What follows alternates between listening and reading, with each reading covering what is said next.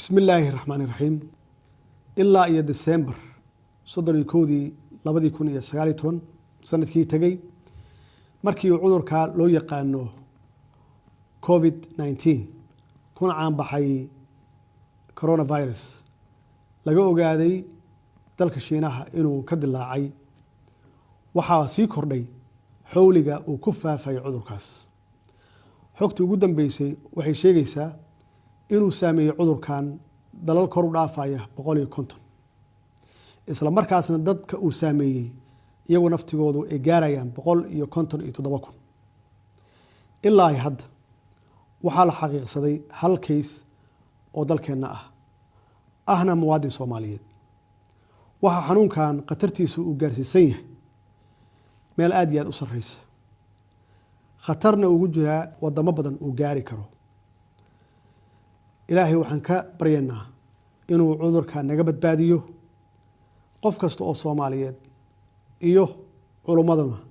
inay duceeyaan oo ilaahay la baryo inuu cudurkan naga badbaadiyo shakhsiga Soomaaliyeed muwaadinka oo cudurkan ku dhacayna waxaan ilaahay uga baryaynaa inuu sida ugu dhaqsiyaha badan ka kiciyo waxa xusid mudan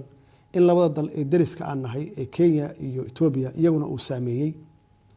waxa nala gudboon marka oo nalaga rabaa inaan u diyaar garowno sidii cudurkan uusan ugu faafi lahayn dalkeena maadaama wadamo inaga horeeya dhanka caafimaadka ama xagga caafimaadka ay maareen la yihiin kalana kulmeen caqabad aad iyo aad u badan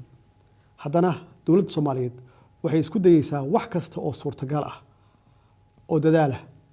sidii ay uga hortagi lahayd ama ay u joojin lahayd inuu faafo cudurkan iyo inay ku dadaasho badqabka iyo caafimaadka bulshadeeda xukuumadda iyo hay'adaha dawladda oo ay hogaaminayso wasaaradda caafimaadka waxay dadaalka ay ugu sareysa ku bixin doontaa sidii looga hortagi lahaa inuu wadanka ku faafo cudurkan haddaba ugu dambeyn waxaan ugu baaqaynaa bulshada qaybaheeda kala duwan inay marka koowaad ku dadaalaan badqabkooda iyo caafimaadkooda iyagoo raacaya tilmaamaha iyo fariimaha ay wasaaradda caafimaadka sida joogtada ah ay ula wadaagto in loo hoggaansamo wareegtooyinka iyo tilmaamaha rasmiga ah ee ka soo baxa wasaaradda caafimaadka si ay bulshada uga fogaato wax kasta